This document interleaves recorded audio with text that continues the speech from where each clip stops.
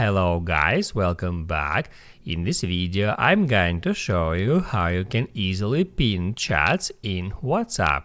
Be sure to watch the video to the very end so you don't make any mistakes, and of course do not forget to like this video and subscribe to my channel. So let's begin, and first off, open up WhatsApp app.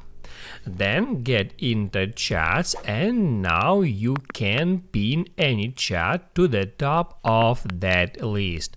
All you have to do is just swipe over to the right to show up that pin option, then just tap on that to pin this chat at the top.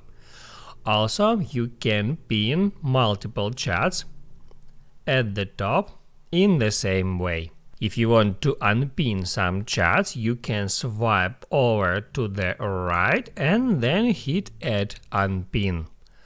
Now you can write down in the comments below if you have any questions about that tutorial, and also I recommend you to check out my WhatsApp tutorials playlist, which you can easily find in the description.